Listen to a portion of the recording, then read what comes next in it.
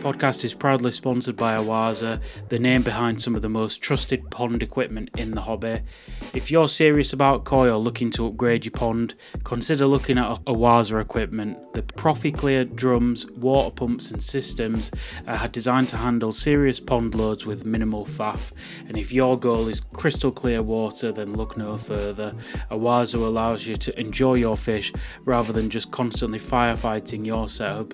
And to be honest, it's the sort of gear I wish I used from day one. Big thanks to Awaza for supporting this podcast and for supporting ponds across the UK with gear that just works. Hi and welcome back to the Koi Perspective podcast. I'm back again with Gary. Round two, we said we'd get you back straight away, and here we are. More people we can upset. Yeah, I'm sure we'll have a good go. How are you, Gary? You all right? Yeah, not bad. You obviously heard about the accident. I've had a bit of a bump on the head and a few bruises, but we're getting there. Yeah, it's not something you expect, is it, when you're just on your way home, that? No, definitely. No. But there you go. I'd just like to apologise. If you hear some grunting, that's my cat asleep. And he's grunting in his sleep, so if it's too noisy, I'll throw him out. And how are you, Si? You all right? Yeah, all good here, Joe. All good. Wearing a very fetching T-shirt tonight, Koi Perspective T-shirt. I thought I'd make an appearance. Nice bit of advertising there. So, Gary, how has the season been for you so far? Like a lot of things I've seen, like a lot of events in Niigata this time of year, like mud pond events, that kind of stuff. Is that something you've been involved with? I've seen a couple of bits of Asagi popping up on your website. It's been a real, much like last year, it's been a real, when I say roller coaster ride, I really do mean a roller coaster. So great highs and some real lows, and it's just up and down. As I said to you before we started broadcasting, last week we had our worst week of the season. The week before we had our best week of the season. Yeah. And you do that in 7 days apart. It's crazy. Yeah. What do you think it is? Just buying trends, koi shows happening? A lot of people are starting to say, I don't want to get into politics, but obviously I think our trade did start going down after the election. But people are saying, money is slowing down. I've got builders that have had work booked up for a year. Now they're scratching around a month at a time, couple of weeks at a time. I don't think money's short. I think people are being very careful with it. Yeah. So you can see from the numbers that I'm seeing being printed of people going to the koi shows, maybe people are saving their money to go to the koi show where you've got like a whole avenue of different dealers, different goods, different fish. As you know, my other love is scootering. And some events are getting sold out within an hour. 2,000 tickets gone in an hour. Yeah. And we've never seen that before. So I think there's money around. And the other thing I think has got to be affecting it. I mean, I get messages. I wish I could tell you some of the messages because they're quite comical. But I get messages from dealers every week. Here's another one. Here's another one.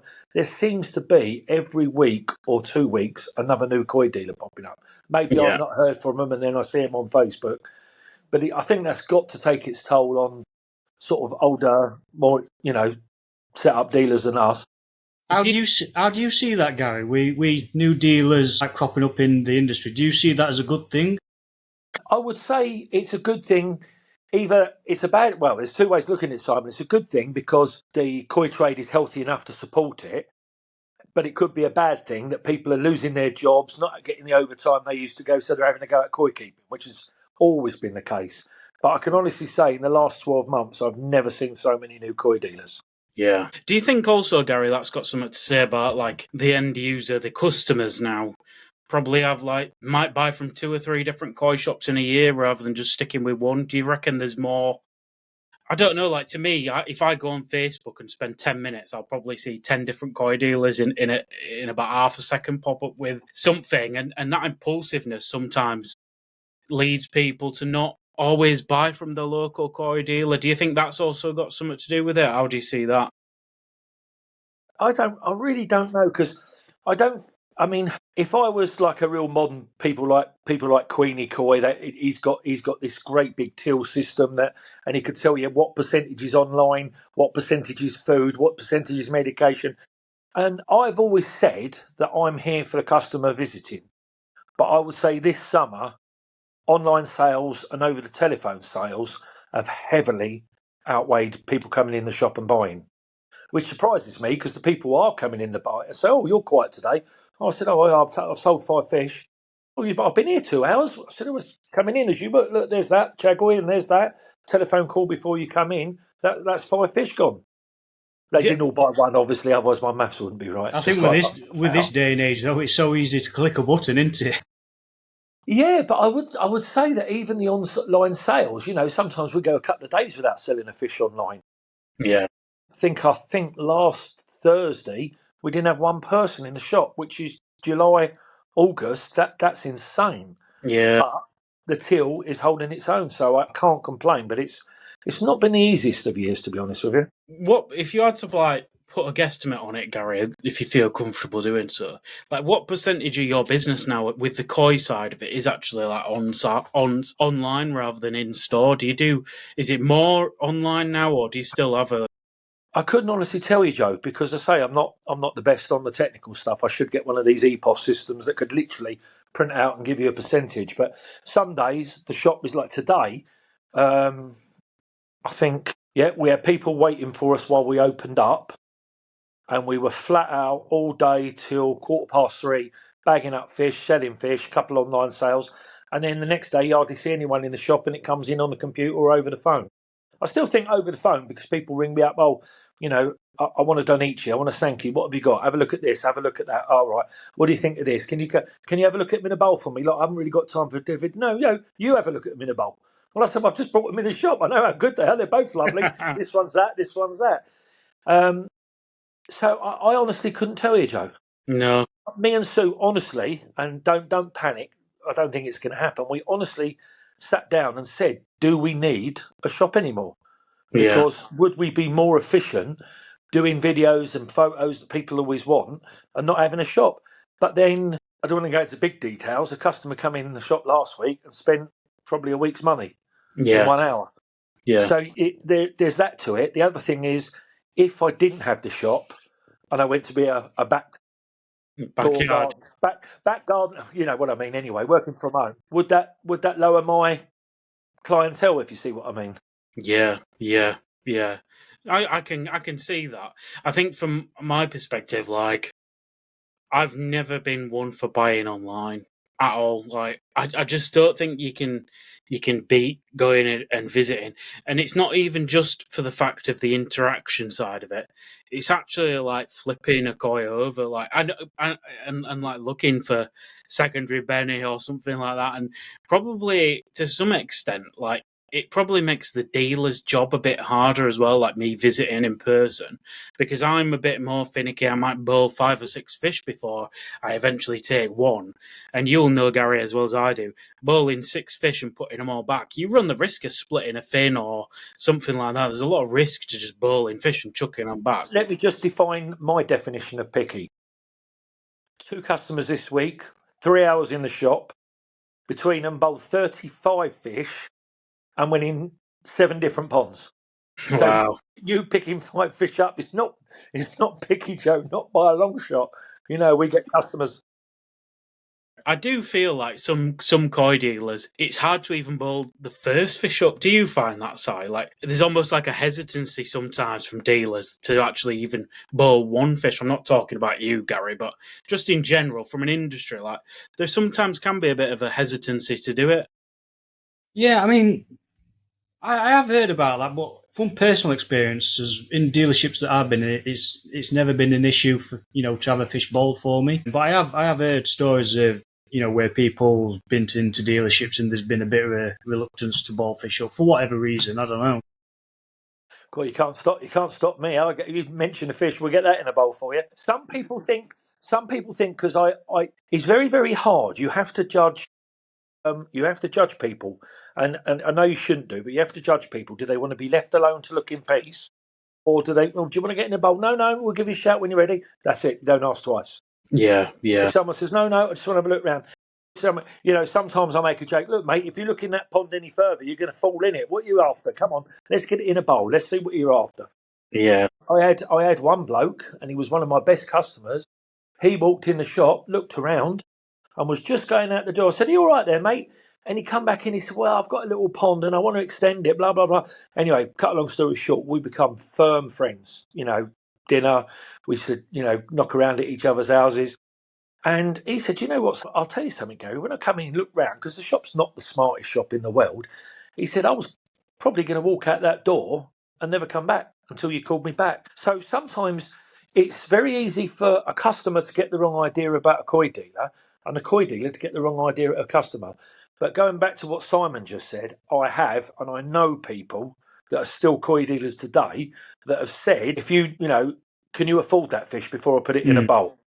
My God, that is a sure way to disaster. I've always said, always make sure, even if you've got, there has been a case, I did put the phone down on someone this year that was really rude to me, but you have to have everybody leave the shop happy. One unhappy customer is a disaster. 10 happy customers is the best advert you can ever have. Yeah. I'll give you an idea now. I don't really want to talk about, well, actually, we'll talk about aeration after we've talked about this and I'll explain what's happened. But usually, a guy rung today, wanted a Dainichi Sanke. It was in the shop. I went down there. I said, mate, it's got a little bit of mucus up by the tail. I don't want to send it. Oh, well, I want a Dainichi and I want a Sanke. I'm really disappointed. I said, well, just stop there. I said, what about that one? He said, yeah, but it's X amount too much extra. I said, I didn't ask you to buy it. I said, what about that fish as a replacement? Oh, you mean no extra charge? I said, yeah, no problem. Great, I'll have that. Can you ship it out today? No, sorry, it's been fed. Can you do it tomorrow? Yeah, great. Happy. And he will go around telling everybody, Gary really did look after me. I've got a much better fish for the same money. And people say to me, but how can you throw £100 away or £50 away or sometimes even £200 away? Yeah. It's the best advertising you can get. Sorry, let me just finish, Joe. Yeah, Sorry. Someone said to me, he said, but how can you afford to do that? I said, right, okay. You're not daft. You've probably got an idea what I turn over every year, don't you? He said, yeah. I said, do you know what my advertising budget is for a year? And he said, 5 to 10 grand. I said, no, £35 a year. He said, what? I said, it's the only thing I spend advertising, £35 a year with Chaos Internet. That's the renewal. That's the renewal of my website. Yeah, interesting. I mean, you actually speak about replacement koi there.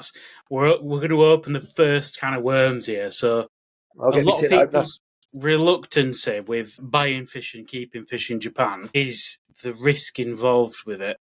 Now, what to you is like industry standard? Is there an industry standard with the replacement koi if all proverbial poo hits the fan?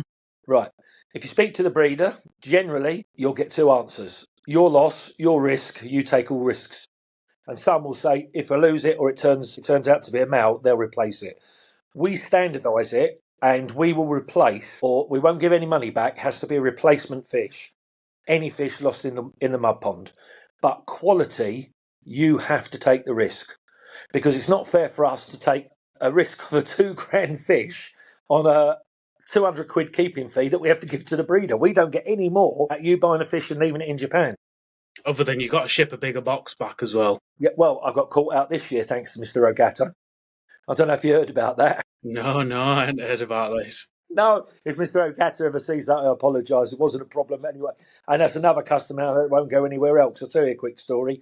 He bought a 34 centimetre Izmir Bloodline Yamabuki Ogun, left it in Japan. It came out at 56 cm. He was absolutely over the moon. Because of various reasons, we didn't ship it to the end of January or February.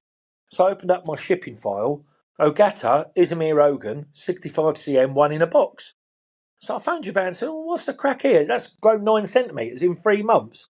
And he said, yeah. I said, oh, rubbish. I said, it's the wrong fish. He said, Gary, all the one colour fish at Ogata are microchipped. Yeah. So as soon as I saw this, I rang Ogata and questioned it. I said, well, so what did he say? He said he liked it so much he just grew it on for you. I said, thanks, I've got to pay another 150 quid to bloody ship it now. But the customer, it went into the customer's pond and he was over the moon, and we've got the job to replace his filter system, so he's going to have all drums, and he's just bought another fish. So it was, again, another 150 quid well spent. Yeah. If, say, like, you lose a fish that you're keeping in Japan for raising, the replacements that you get offered in Japan, if you ever had any experiences with that, do they actually, like, honour it value for value? Because that's always something I've wondered about. What if I don't like the replacements they offer me, if you know what I mean? Or it's difficult, isn't it? Because that's I will be honest with you. At this point, I don't think I've lost or anything majorly gone wrong. Momotaro, I had a deformed gill plate, and he credited me the full value back. Yeah, that's incredible. That's yeah, but that's, to me, that's not incredible. That's professional. The Yeah. koi's gone deformed. It might have been in their toe, so I didn't see it. Like you said, I like to see the fish in the bowl, so that was good as gold. Oh, another fish just disappeared. They couldn't find it, and I got credited for that. But generally, we don't seem to lose that many fish. Maybe it's No. because the breeders we use. I've left fish. Obviously, not Sakai out so much now because it's just. I'm not saying he's expensive, but it's just not in my price range. Momotaro, fantastic results this year. Marahidi, fantastic results. Oya Koi Farm, we had some fish there, really good, and they weren't super expensive.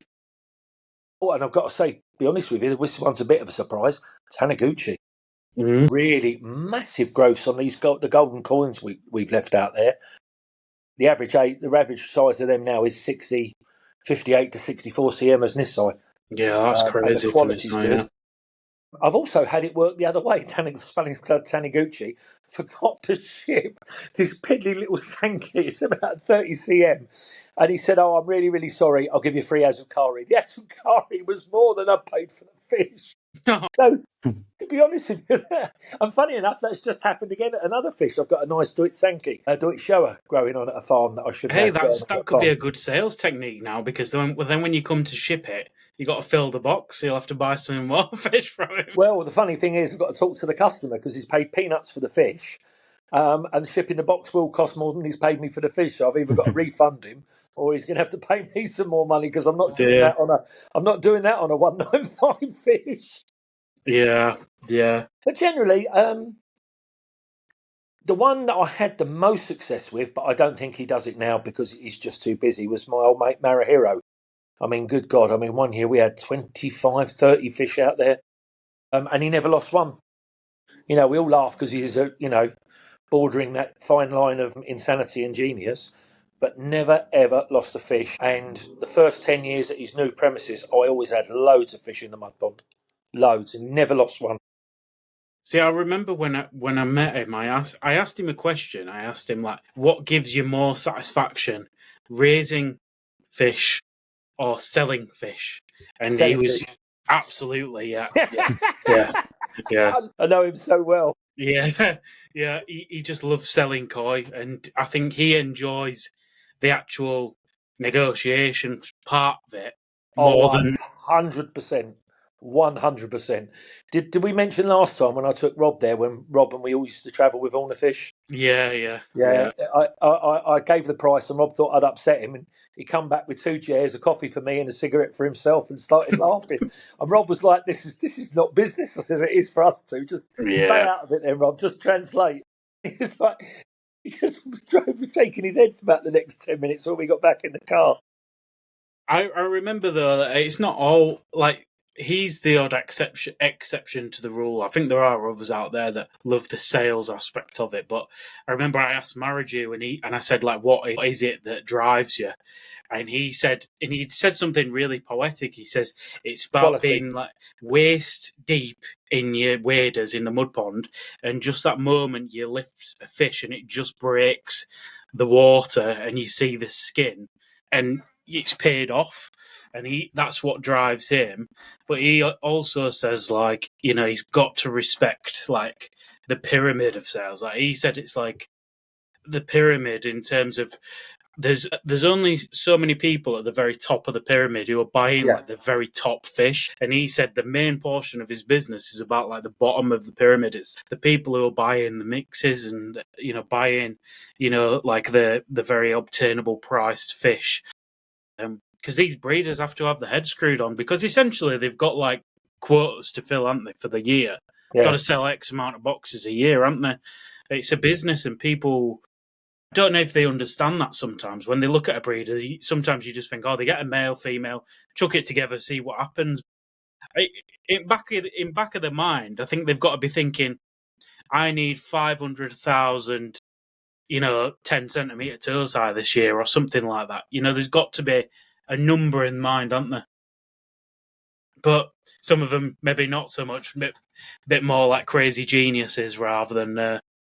Well, if anyone thinks that, give Richard at New Forest Koi, or pop down and see Cuttlebrook and see how many males and females they go through till they get a half pairing, a decent pairing. People say to me, oh, but your knowledge, I said, I know nothing about breeding. One of our good customers said, oh, I'm going to breed. I said, do me a favour, ring Cuttlebrook. I said, I said, breeding is on my least knowledgeable part of koi keeping. I know nothing about it at all. No. And he said, oh, yeah, but you must not. I said, no, I'm serious. I really know nothing about breeding except you put two males in with a female. That is as much as I know.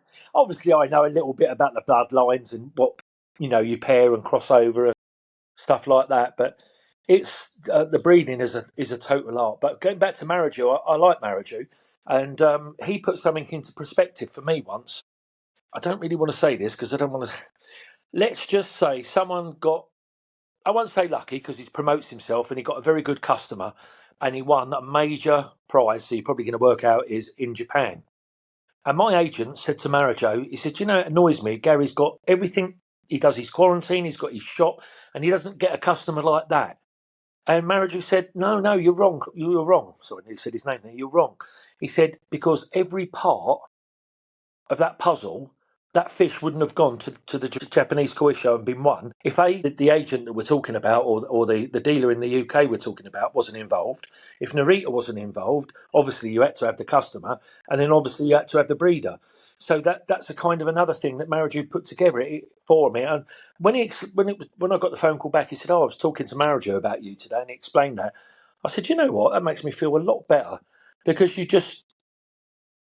the koi industry is what it is. I know there's a lot of dealers that are going to look there, sit back and say, do you know what? I can, God, I can't think of the word, I can agree with Gary. There's times where you hear something and you see things, you think, well, why doesn't that never happen to me? And then I've had two incidents in 5 years where I actually thought I'd get in a bit of a wind up from a koi dealer. And I went along with it and I fired the email back. And yeah, sir, of course we can do that for you. Unfortunately, this Sanke's sold. I can recommend that. Oh, yeah, that's very good then, Gary. Send me over your bank details to me. I'm laughing at Sue. I said, if he thinks I'm falling for this. So anyway, this was going back 15 years and we were still struggling to catch up with the setup costs, pay credit cards off. And I went into the bank and I said, oh, can you tell me how much is in there? And they replied, I said, no, how much is available? Well, she said, no, that's how much is in your bank. I said, sorry? And she said, yes, you've had a rather large deposit. And I was like, wow. So it does happen to us. And I'm sure even the guys working from home have built a nice pond and got a good customer from us. You just have to realise you're just part of this industry and you take what you give. It's really bad. You take what you give and then you take what you can make. Yeah. Another time, a dealer said to, again, my agent, I think you know who he was at the time, and he said, how comes Gary Smith sells all these fish? You must be giving him better prices. He says, no, because he gets up at 6 o'clock, he checks all his emails, he replies to every customer. At 8 o'clock, he starts loading up his Facebook for the day because I've been too busy to do it. I don't know, a lot of business people don't know, but if you've got a business Facebook, you can set timers for all your adverts. So he puts 5 on that. He goes to work at 9 o'clock, checks all his fish, do this, and then he comes home.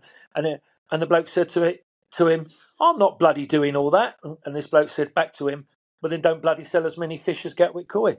Yeah. And I thought it was interesting because some people have these strange sort of impressions of dealers. And when Mariju, sorry to ramble on, when Mariju said that back about the business of the triangle or the pyramid or whatever it was, that everybody had their part to play. And if one of them wasn't there, that fish wouldn't have gone to the show and won it. And it just put it back into perspective. So I like Mariju. Yeah. Quite a hard businessman as well. Yeah, don't go there with a calculator and a negotiating head on. Yeah. You don't get very far. Do you know what's interesting is that I asked Mariju about the koi shows because in his office he's got like all of his like awards from the Old Japan and other koi shows that hung up, and I said, "How important is it for you to do it?" And he said, "Well, I do like it because I'm competitive." But he says it's more about like marketing for him. He says if one of his fish goes and does well, he will sell more fish. I kind of thought to myself, well, is that actually true? Because I can't imagine that there's many people in England that say download the Rinko magazine, for example, or buy Rinko magazine. Is quite expensive. I'd be very surprised if there's more than 100 people who buy it in England. And actually look through the results of what's won what, who's won what, because outside of the Grand Champion, which is mainly Sakai Dainichi, maybe occasionally you'll get someone else in the mix, but I just can't see it as though it is actually good marketing for them. Do you see that, Gary? Yeah, I do. You 100% do? I do, yeah. You've just said what I was about to say. Who has won the All Japan show in the last 10 years? Yeah. So there's Dainichi? yeah Momotaro? Sakai? Mariyama. Yeah, Mariyama's won it once, yeah. But what I'm saying is, who's the three busiest farms in the world? Well, that is true. Yeah, So yeah, it is. But for that level of fish, that people want that, well, he's won the All Japan show, he's got the quality I want. yeah, So there is that to it. But the problem is it does make the fish more expensive. No doubt yeah. about that. I guess my point is because it's always going to be like the big breeders that do it. I don't know for someone like Mariju, unless he goes with his best Tancho shower, like that Tancho shower that he had, and if you haven't Yeah, seen it, it's absolutely phenomenal. That kind of thing yeah, is amazing marketing for him because it's yeah. just an amazing koi. But unless he breeds something like that in a go Sanke, like a Sanke Kahaki or something, he's just never gonna. It's gonna be so difficult for him to achieve Grand Champion at the All Japan that I just wonder if it is good marketing for him, like because unless you're going for like Grand Champion, Reserve Grand Champion, outside of them, I don't think many dealers in England will be paying attention to the rest of what's going on unless they visit on the day at Tokyo. Well, the thing is, it's relevant because you haven't got so many people obviously buying a fish to compete at the All Japan show for Grand Champion. That's a Yeah, fact. You know, the people with them sort of budgets are you might have one or two, maybe half a dozen, if that, in England. But you have got a lot of people that have won loads of stuff at the All Japan show. So I think it is relevant. Yeah, I think it is yeah, relevant. But it doesn't.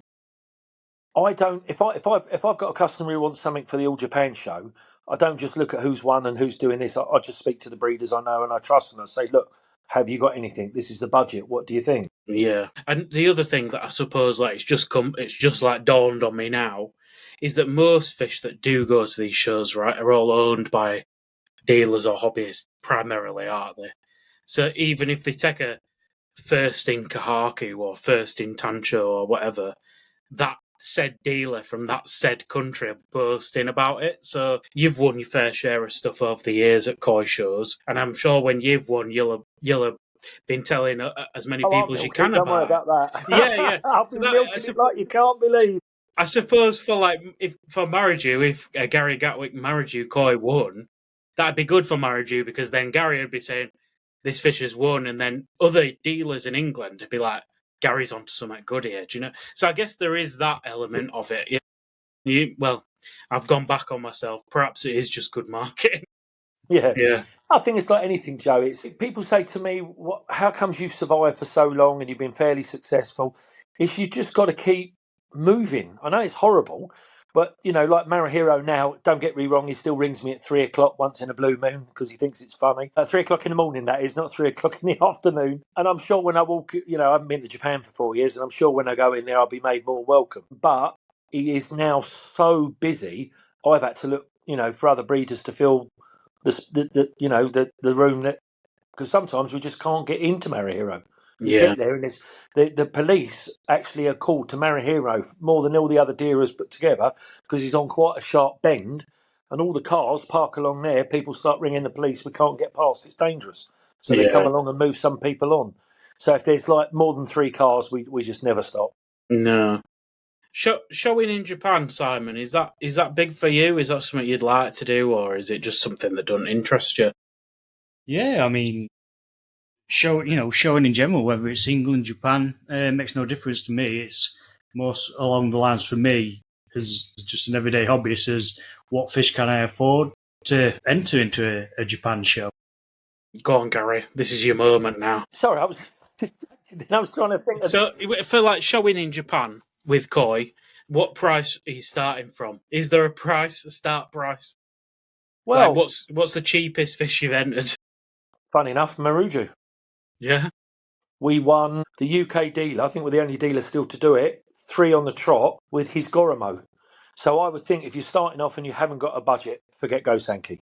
Yeah. Forget it, because you're going up against the likes of Mr. Narita that's going into every breeder and buying every fish that he thinks anywhere close to going to the Japan. And then the auction's obviously magnitude to the price to whoever wants to pay it. I just thought, you know what, and at the time, Maruju's had the best Budagoromos in the world. Absolutely world class. No one could touch him at the time. And they were about 500-600 quid. Someone might say, God, 500, 600. If you should see some of the fish we've been putting in lately, it makes that look very, very, very cheap. Yeah. Whereas, you can go to Mr. Ryuki and he's got he literally has an auction, all Japan auction, all young Japan auction, all Japan junior auction. And there's 100 to 200 fish there that could all go. And people say, oh, you never see them win. Look closer, because you do. Some of those fish do go on to win, Yeah. And it's even with some of the breeders, I think also get that almost regret as well, because I think there were a very famous Asagi that I can't remember if it's in this calendar. Actually, I'll have to have a look. Here, I'll pull it down in a sec. So basically, there were an Asagi that Marahiro had bought and sold it to Narita, and it's gone on to basically do like phenomenally well. Is it one with like a marathon spot? Let me see if I can grab it without knocking down my entire thing. Bloody hell, these calendars are massive. I asked him about it. I said, oh, is it going to be an Oyagoi? And he looked at me and said, Narita. Oh, God, yeah. I think that was auctioned at the breeders' auction, wasn't it? I think. I can't remember. I never seen it auction, but what a fish that was. And that photo has not been shopped either. I've seen the video of it and it were absolutely phenomenal. But you do wonder sometimes. I bet he does regret selling that. Now it's turned out to be something so great, Yeah. Yeah, interesting, the whole Narita debate. But do you find that your customers are interested in doing the All Japan stuff, or is it just a small percentage, Gary, of people? We've always got people, but there are, and this is not a dig at other people. There's one company I can think of that do ever so well. So people who want fish for the All Japan show tend to go to them. Yeah. We're just here. We sell fish. I did it last year and spent so much money at all the shows, and yeah, we did well. We got some golds and some firsts. But I looked at what it cost me, and I just thought, I'm 60 years old next year. I don't want to be spending this on. Don't get me wrong, I love fish, and people say, "Oh, you still got the hobby in you?" Of course I have, but I'm not getting any younger. It's just something. I'll buy stuff, but I'll probably be a little bit more selective to put in for the shows. Yeah. I sometimes think just buying fish, and if it turns out that they want to show it, that's maybe like a cool way to do it. Well, I got an apology once from a breeder. I bought males from Takigawa. No, I didn't. From Tamora. And I got the message on the morning of what's the big show? The Hiroshima show. It's about the 3rd biggest show in the country. And an apology from Mr. Tamora saying, very, very sorry, I would never ever do this without asking, but I've taken one of your Sankes to the show because it was so beautiful, it had to go in the show. Funny enough, it won Young Champion. I forgive him. No, because he obviously he hadn't asked my permission, and there's always the risk of it. But he just said he knew that it was just going to do something. It was special. Yeah. Do you know, that's interesting you mentioned Tamora. So, like, one thing that you do find is, so when So this is just one experience. It's nothing to do with like me saying anything about Tamora or anything. When I went to Tamora back last November, when we kind of went in the door, there was a feeling that he'd already got the people he wanted to work with in England. So that we were going with the person I went was the first time he'd gone to Tamora. And it's almost as though he's got them established relationships with other people from England. Oh, shall I tell you what it is? What's that? He's a very shy man, and he has to get to know people. Yeah. Yeah, I know that because who I buy my fish from, and he said, "Oh, I've been in there a few times. He's a bit tricky." And then he went in there with his Japanese wife, and then the door opened up. He said, he literally does have to get to know you." Yeah. The Japanese, you understand, the Japanese are a completely different culture and a completely different race. No rights or wrongs there. They are just different. And if he's shy, or sometimes he can even be nervous about meeting new people, but no, Yeah. I would say not. He's got fish. He wants to sell them. No breeder. It's a bit of unless you've really upset someone, no breeder's going to treat you like that. 100%. No, sometimes I do wonder, like the whole there are kind of relationships out there in Japan, and you'll see a lot of people who go back every year, same breeder, that kind of thing. And I do wonder, kind of like the first time you go into somewhere where they might already have some like established relationships with other people. I sometimes wonder if they kind of feel the inclination that we got coming away from Tamora was that there was going to be some visitors within the next couple of days or weeks or whatever. And again, this isn't I'm not saying it's wrong thing, but if he's got them relationships and he's only just done his harvesting or whatever, perhaps there is like I don't know, Gary, you might tell me otherwise, but perhaps they almost want to wait for the best customers to come through the door and select what they want first. Because the best customers could walk in and go, "Sorry, Tamora, nothing here I like," and go. Yeah. So would he risk you and whoever he was with buying 20 boxes for someone who might come in and might buy fish? No, I'd say absolutely not. No. Possibly so. Unless, because I don't know who you went in there with, has upset someone somewhere along the line. Yeah, possibly so. Because that's the other thing. Word travels fast in Japan, doesn't it? Oh, 100%. Yeah, definitely. Yeah. You don't get away with much in Japan. Everybody knows everybody, and it almost feels like the feeling you get is they almost know you come in. They'll have heard from someone else that there's somebody come in, and it does travel fast. I kind of feel like sometimes they've got like a secret WhatsApp group they're all texting each other in, or think this guy's come down road. Have you? What a numpty this guy is. Do you know, one of the things I'd heard is that there was this German fella that had fallen in a pond at Marasai, and every dealer we'd gone to, or breeder we'd gone to, had got the photo up on phone and gone, "Have you seen this guy's fallen in pond at Marasai?" And he was just showing everybody as come through the door. That was my friend. I've forgotten his name. Big company. Yeah. I remember seeing the picture. Yeah. Oh God, he's just handed the business over to his son, I think now. Yeah, I think that was him. But do you find that there's almost like, I'm not going to say gossip culture, but there is something that goes on, especially in Niigata, talking to each other about what's happening. They all know each other, don't they? Oh yeah, definitely. Yeah, they all know each other. But as that much I gossip because my Japanese is not that good, so I can't hear what's being said half the time. Insurance in Japan is probably a good thing to have, because when you're walking around places like Marasai and you've got electrical cables sticking out at walls, and and then the other things you're along the planks, and then you're using the electrical cables to balance yourself. I'm not sure you'd get away with that in England, to be honest, would you? Well, I've gone through one floorboard at Terrazzo's. You know how long they are, just snapped under my weight, because I was a lot bigger in them days. And oh my God, me and Mark Gardner stepped on a board at the same time at Mia, and the whole of his boiler nearly went in the pot. No way. In this year, God, I can't remember the date, but I got shocked because I was offered some fish. I said, "Well, where they come from?" He said, "Just harvested the pond." I said, "What? It's only in September." He said, "Yeah, they just want to get in and get the fish out before everybody else comes."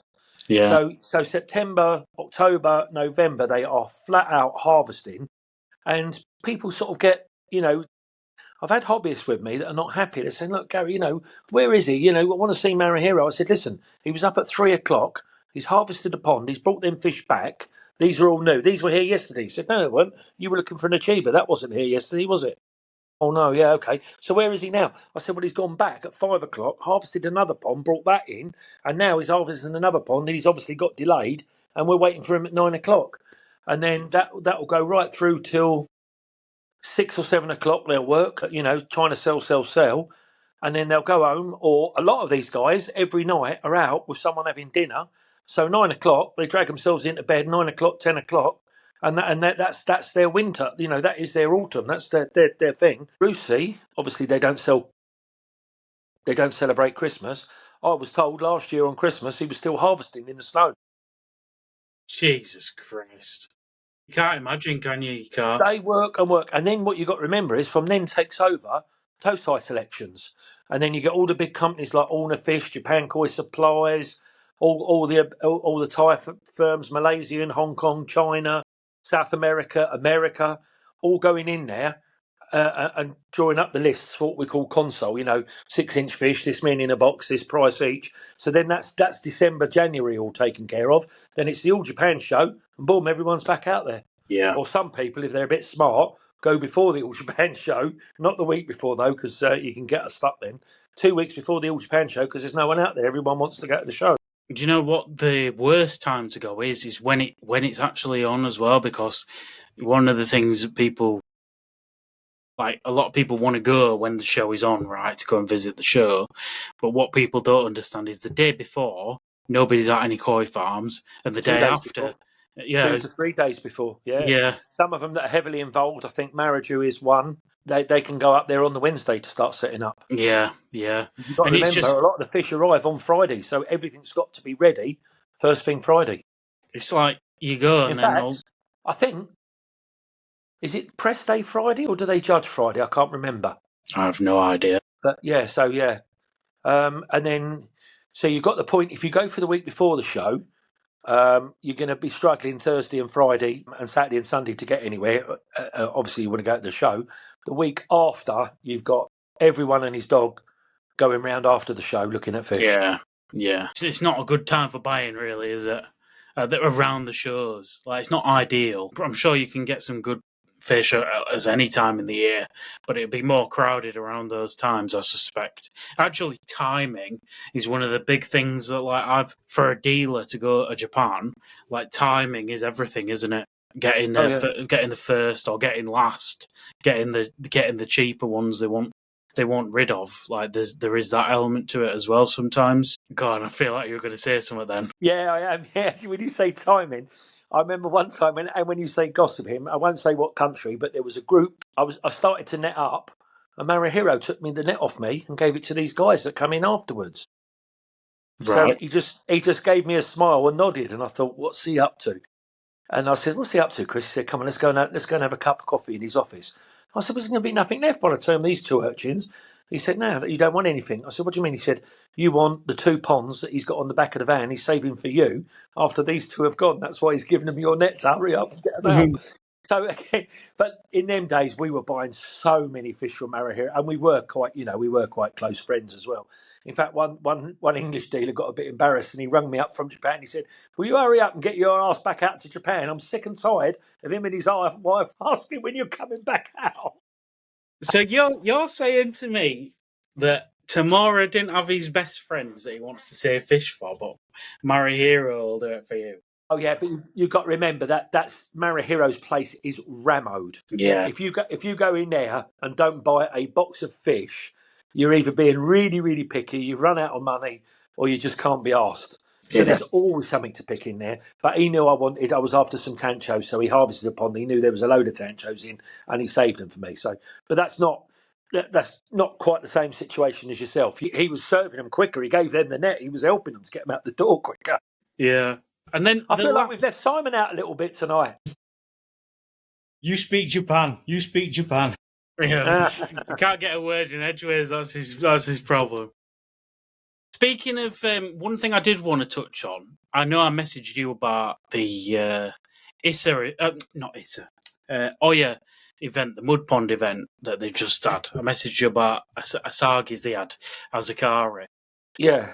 You do see a lot of breeders these days doing these Mud Pond events, challenges, that kind of stuff. And obviously the marketing of it is getting better and better out of Japan. Like they know what they're after. I guess to both of you, Si and Gary, where do you see these kind of like events? Like are they good? The pricing were too high for me when I messaged you about them, but Yeah, I thought so.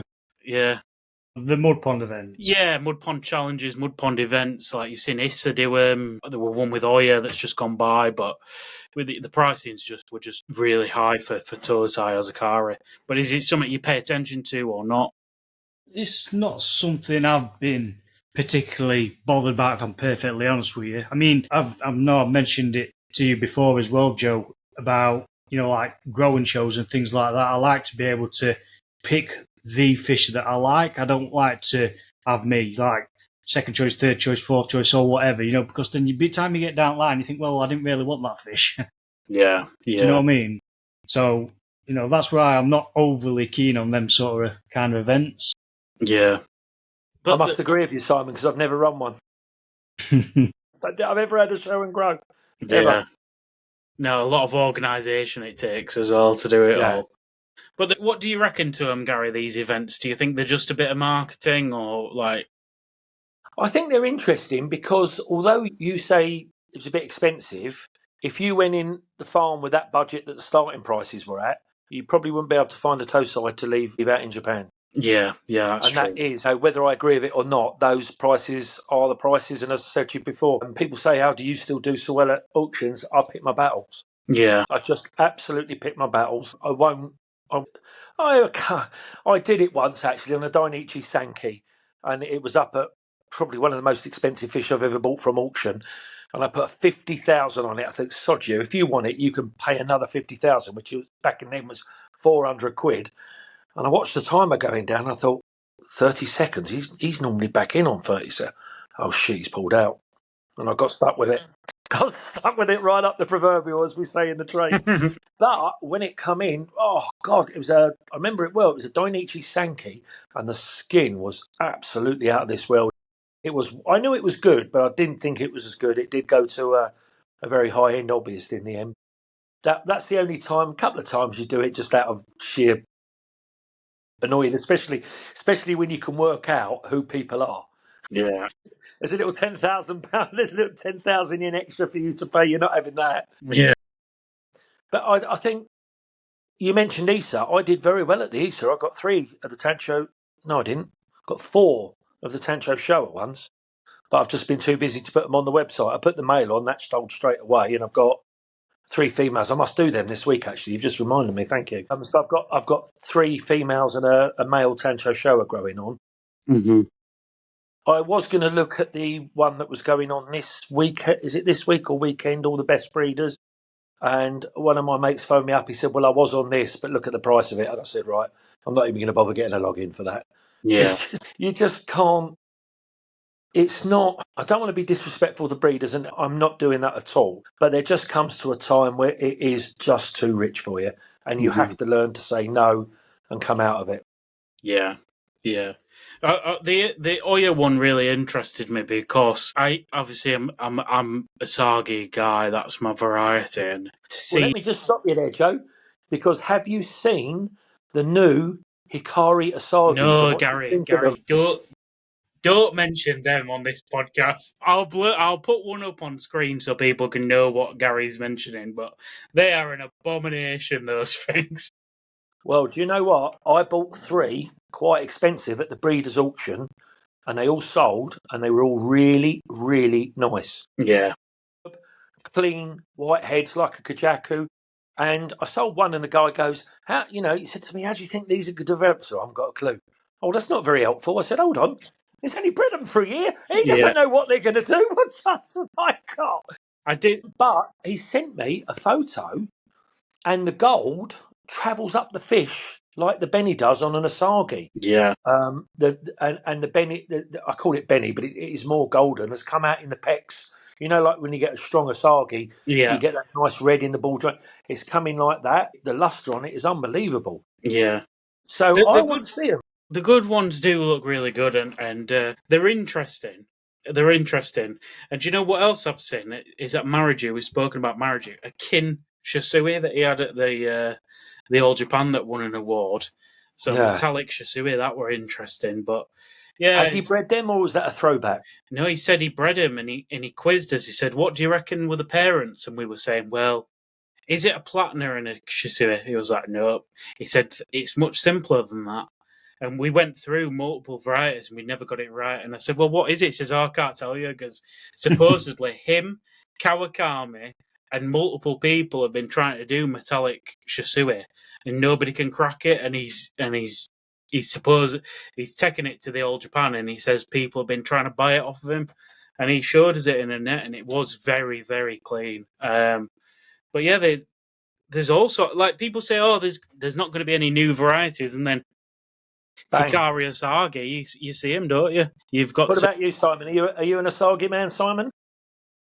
I never used to be, but just of late, I've started coming around to them, and quite recently, I've said to Joe that I would actually like to buy an Asagi, but Joe's been very firm, says stay away from males. Oh, that's another debate for another day. I think the thing is with Asagi, Simon, is there's so many cheap ones around that people say, "Oh, I don't like Asagis."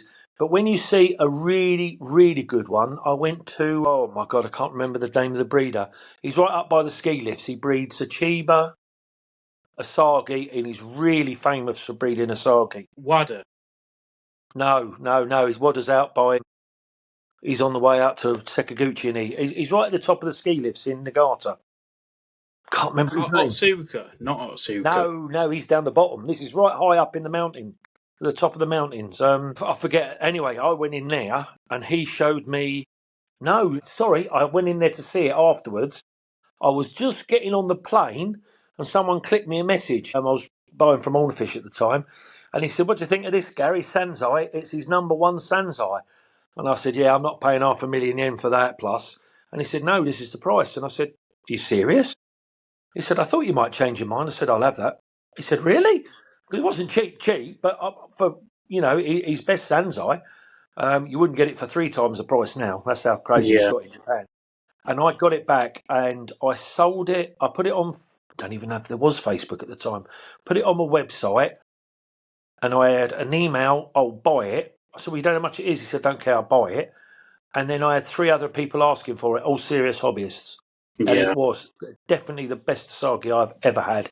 Yeah. Really, and I really did like that fish. See, my opinion is a good Asagi is like when you see some koi and really good examples. So I think like outside of Go Sanke, got Tancho Showa can be like blow your head off good, like a good Tancho Showa, phenomenal. And then maybe outside of that, I think Shiro Tsuri can be very phenomenal. But then the one after that for me, a best Asagi beats everything else. Like they honestly blow your head off if you see a good one. Because they've got so many different colours, like a really blue one, blue as Simon's t-shirt, blue. They look. He's trying to bring you back in, Simon. I mean, not just Asagi as well. I'm coming around to quite a lot like Matsuba-based fish because I've been like looking at like Akamatsuba and Kimatsuba and fish like that, and it's fish that I'd never usually really look at. Yeah. Well, do you know what one of my favourite varieties is? But it's got to be good. Gin Matsuba. Mm-hmm. Gin Matsuba, and the best breeder in the world of those has just retired. I can't remember his name as well. He right up at the top of the mountains. Lovely guy. And I said to him, "Where's all your Kajaku?" And he said, "I don't breed Kajaku." Or he'd got a few. I said, "What do you mean?" He said, "I've actually bred the colours out of Kajaku." So he's actually had brooding stock for Gin Matsuba. Wow. And they were so, the white on the head was so clean, and the Matsuba bomb was the little black with the white. Oh, they were just unbelievable. Really, really unbelievable. It was such a shame. I hope that someone's got his brood stock because I know who's had some nice Matsuba. Was it Miyatora this year? Gin Matsuba. But everybody asked for an Akamatsuba, and it makes me die when they all buy these, shall we say, Hiyasagis. I'm not going to get an involvement because I bet there's a judge on here, but to me, they're not Akamatsubas because Matsuba's a metallic fish. Yeah, yeah. And everybody who has the Akamatsubas, as they're called, guess what? Yes. Asagi breeders. Yep, you got it. But saying that, Miyatora does breed metallic Akamatsubas, and that All Japan one, I don't even know. I wouldn't even want to even think about the price of that. That was amazing. But yeah, so to me, Matsubas, if it's not metallic, then it doesn't really interest me, to be honest with you. No, it's interesting you said that. I've never thought of it like that. Like a good Makashi Ogon can be extremely they can be, and the weird thing with Makashi Ogon is there's so many different almost varieties within that as well. You know, what do you define a Makashi Ogon as now? It's like that's so open to interpretation, and yeah, interesting stuff. Do you Gary? How much percentage wise do you buy outside of like Go Sanke nowadays? I don't. It's really hard to. My buying, I buy. I don't really know how to say this. I buy what I think's good value for money at the time. Whether Yeah, it be Kahaku, that's one of the beautiful things about going into Marusi, Afuchi, and Marahiro. You just see stuff that blows your mind away. He pulled out. What did he pull out for me one day? He said, "Oh, you like black and white fish?" I thought, "Oh, he's bred Shirazuris." Oh my God, no! They were kind of. I can't even remember what he called them. They were like Hajiro, Matsuba, Kawabakis, and the black was like jet black on them. They were lovely. Suda, I got a lovely bowl of Kumanryu, three female Kumanryus. You just don't see them at 60 cm very often now. no. So I tend to buy what I look. I literally buy what I think I can sell. So there's no like I need this or I need that or I need the other. Yeah, it's interesting because I know even like Sai now, there's so many. You've picked up quite a few outside of like Go Sankis this year, aren't you? Yeah, and like I said before, it's something that like before maybe I don't know, even a year or so ago, I'd never have even looked at. I never even think about looking at an Asagi, No, something like that. And now, I'm picking up like a Chiba. a lot of Dainichi monkeys, that kind of stuff as Yeah. well. They are growing machines. Those Dainichi yellow monkeys. Mm, Yeah, Everyone who comes into me just says they're just eating me out of house and home. mm, it's even like for my little grow on pond now to get what I want in like Go Sanke, it would cost me too much even in Tosai to fill it. Part of me is just thinking, I'll stick a Karashi in there and it'll tame them all, and then I'll watch it grow and stuff. Do you know what? I get as much enjoyment out of raising the oddball varieties these days as I do Go Sanke, and I think some of that is also price driven. If I could afford all full of showers from, I'd still love to try another Issa shower. I'd love to try a Dainichi Toyota fish. I'd love to have a Sakai fish and a Tamora, and I'd love to have one of each breeder. But reality is, even in Tosai, up to 25 cm, I probably couldn't afford to stock a growing pond with 10 different breeders from my best Go Sanke breeders that I like. It'd just be too costly. Some 30 quid Karashis and whatever stuck in a growing pond and just watch them fly. I can get enjoyment out of that big time. So yeah, I don't know, like maybe it is because of the cost of everything in Japan. Maybe buying the oddball varieties, maybe that's why we're seeing more of them these days, even at koi shows and stuff, like more oddball varieties because the cost of Go Sanke is going up. Who knows? Well, I tend to find most of my Go Sankey, because obviously through personal reasons and obviously problems we had 3 years back, that we've never really been financially viable to go to Japan again. And it's actually worked really well for me, especially buying at the auctions. I mean, we've done very well with Dainichi this year, Dainichi Toyota, Mr. Narita, we always do really well at. In fact, there was an auction, one of his first auctions he has them all the time, but what I call one of the new season. I think there was 105 fish in the auction and we got 30. And when I put them on the website, I was getting the reaction, Gary, why are these so cheap? I said, look, I'm just putting my normal markup on. He said, but 50 cm Easter fish for 495. I said, look, they were just, I got them, have they got a certificate? I said, yes, they all got certificates. And I sat back and I thought, too many people are saying this. And I looked at the prices I was paying and I'm like, well, I did do really well. And I couldn't get my head around it.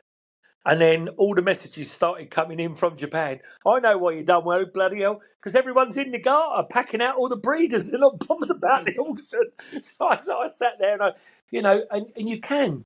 I mean, people say about the price of fish, but you can still get a 50 centimetre decent male, 400-500 quid sometimes. I mean, the females, yeah, obviously it's getting a bit carried away. But someone saw one on my website today, 800 quid, 54 centimetre female Dainichi fish. You can still get. I mean, I saw obviously I saw you had this discussion the other week about high class fish, but if you just want nice, good quality fish for your pond, it's still quite affordable.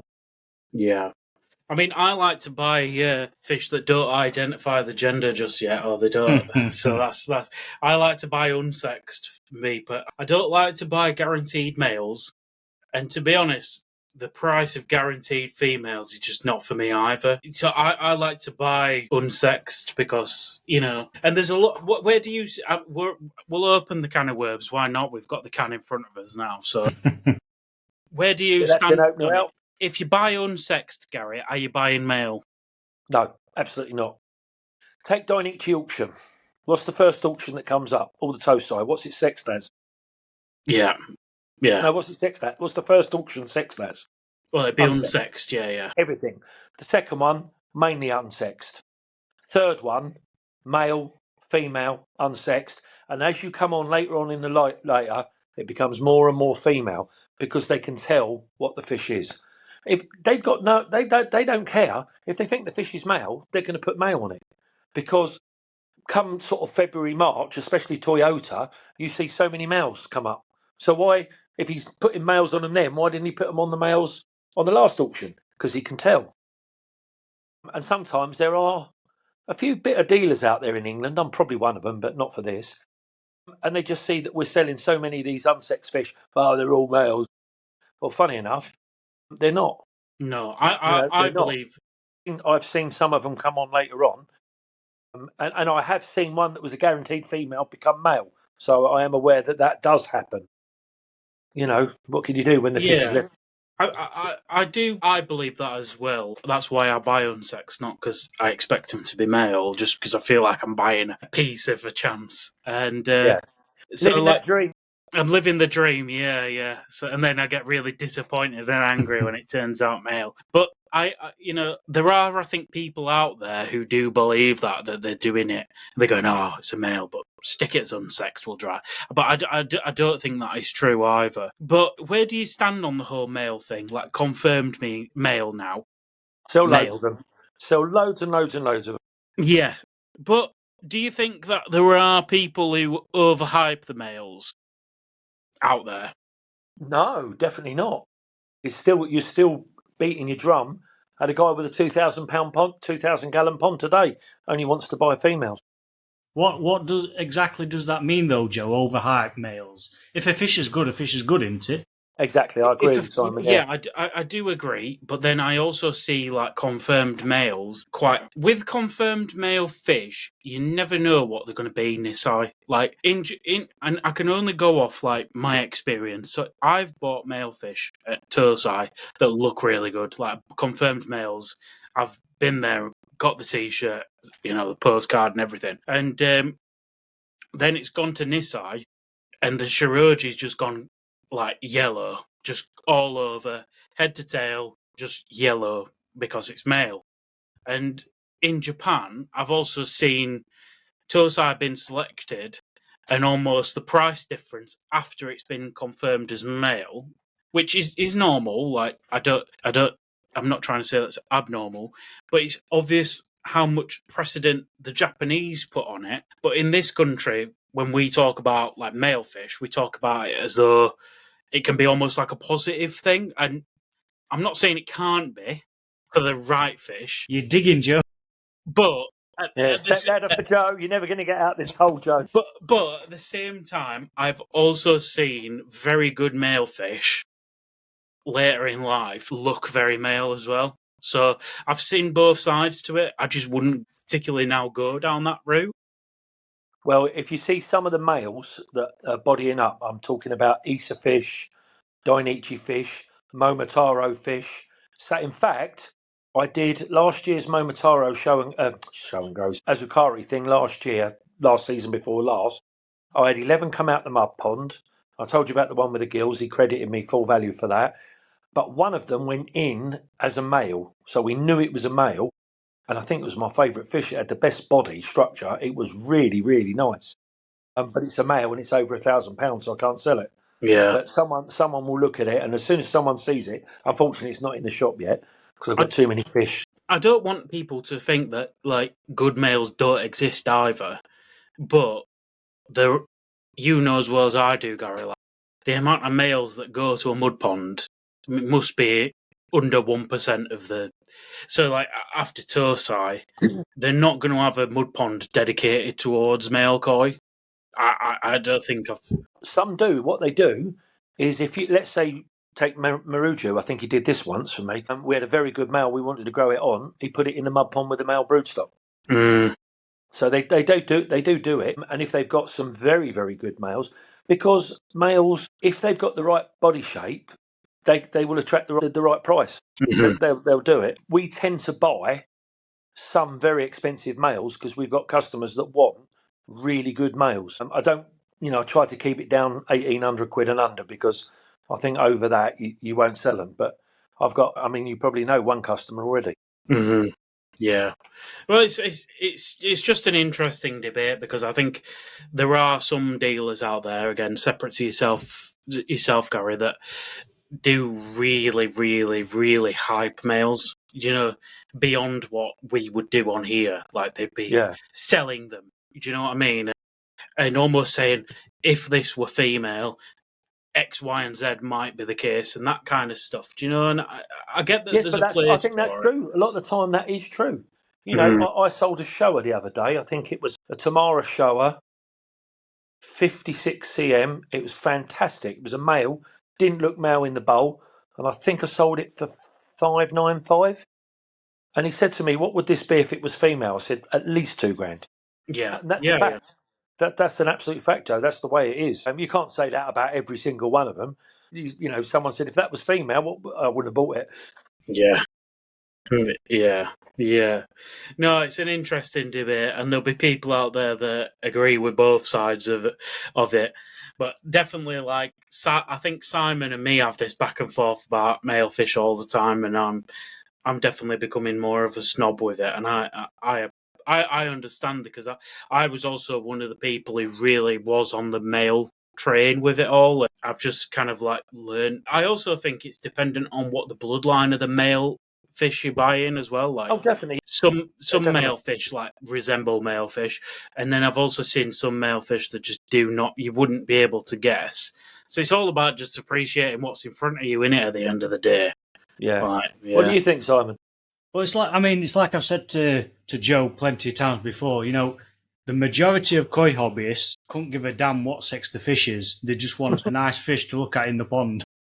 Yeah, it is true. Now you make a great point there. I would say my best-selling fish, 295, 395, unsexed Dainichi fish. Yeah. We can literally sell hundreds of them a year. Well, we do sell hundreds of them a year. Yeah. Nice fish, comes from a famous farm. You think about it. If I have a good auction with Dainichi or Toyota, and you've got a nice, clean, tidy pattern fish, 295, 30, 35 cm, comes with a breeder certificate, comes from Dainichi, people just want them. Yeah. Yeah, the certificate is a lovely keepsake as well.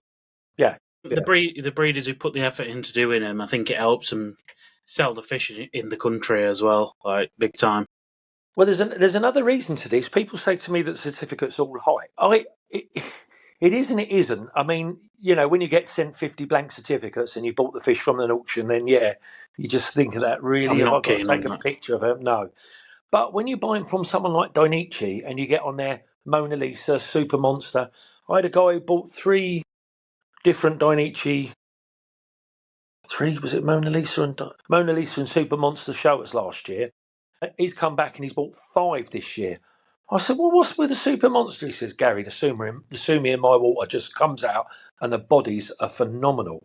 I said, but you've got 7 of these really heavy showers. He said, that's what I like. That's it. Argument over. Fair enough, isn't it? Yeah. Yeah. Customer's always right, even if he's wrong. What? No, what What about keeping male and female fish together, Gary? Ooh, mixed one on this. I mean, if you speak to a lot of people that keep females, they always say, "Oh, every couple of years you always lose one that's egged up." And I think when you're in the showing scene and you get a fish up to 80 centimetres, I don't want to insult any UK hobbyists, so please no hate mail. But some fish, 80, 85 and 90, you lose that to an egg-bound fish, you can't replace that fish. Let's say you bought, I don't know, let's say you bought a nice Nisai female Dainichi, 60 centimetres as Nisai. You spend 3 years, you got it up to 80 centimetres, and it dies egg bound. What do you think would be the starting price in Dainichi for an 80 centimetre Yonzai or Gozai? I wouldn't even be. You'd be looking at upwards of 7, 8, 9, 10 grand. I would say 7 to 10 grand, but it might not be anywhere near as good as the Nisai you've raised yourself, and that as the gamble. So a lot of hobbyists are kind of concerned about that. A lot of my customers just don't care, like you said, Simon, and they're not worried. Well, 300 quid, 400 quid, male, female, not worried. As Joe knows, I've just gone through pretty much the exact same scenario where I've raised the fish from Tosai and I grew it all the way through to 83 centimetres, I think it were, and it's bellied up. No, that's never any good. Do you think, Gary, that you need to allow nature to happen once a year? Put the brushes in, have it out, have the orgy? Well, I mean, I know some people that literally, I know someone who's got a grow-on pond and he keeps a male in there purposely for that. And when if the fish look eggy and they're soft bellies, he puts them in a vat and controls it. Yeah, I know Paul McLennan has just he's just basically put his brushes in and spawned a load of his fish, but the one that he wanted to spawn didn't do it. So all the other females had gone and spawned. The ones he didn't want to lose body shape, and the big female that he's wanted to do it's just not interested, even with all the others doing it. So I don't even know if that is the answer. And the other thing is when you got a customer who's buying just males based on the body shape, I mean, basically a lot of people know that the kind of, and it has been a journey for me as well, a journey that me and Dr. Davis is known have gone down the route of really trying to understand what males are going to grow and compete. I mean, Dave's got fish now. We always says size 1, 2, 3 and 4 males, no problem, they can compete against the females. Once you get into the size 5, it's a little bit tricky because obviously you're looking at a 2-year-old, 3-year-old, the bodies are starting to develop. But Dave's got fish now that he thinks in size 5 next year, or maybe later on this year, he's got a couple of contenders that are seriously, seriously good. Yeah. But the difference is they're not 500 quid males. No, yeah, that's... You see, so, but if they was females at that quality, then, could be a lot more. Yeah, makes sense. Well, we've rambled on there for a good hour and a half, so... Oh, we set a new record, didn't we, Joe? Yeah, if you could try and just watch yourself next time, Simon, allow everybody to get their words in, eh? I'm sorry, mate. I've just felt sorry for you sitting there listening to me and Joe ramble on. I had to get you back in a couple of times. Yeah, no, it's hard to get a word in edgeways with me and Gary. So, but no, it's been a pleasure having you on, Gary. And like I say, thank you for coming on and sticking your neck online on the old big wide world of the internet. And obviously go and check out. I'm sure Gary's got plenty of fish on his website if you want to go check out anything that he's got going on. And when next time we get Simon to lead off with a couple of subjects, let him take the lead. You know what it is, Gary? It's when he starts talking about Japan. Because I've not been to Japan, so I can't comment on it. Yeah. Well, yeah. You do need to take... I think every koi keeper should try to go once. You start to learn quickly about how much aggravation it is to buy a fish. If you really are picking what you want out there, how hard it is, the shipping of it back over. And it is nice to meet the breeders, You get to meet some of the people that you kind of like hero worship for the last 5 years. Shake their hands, sometimes go for dinner with them. It is nice. It's like a religious pilgrimage. Got to do it once in your life, haven't you? I totally agree. Yeah. Yeah. Especially Simon, I'm sure you'd love it. You would. I'll wait till kids leave home and then I'll get me sent over there.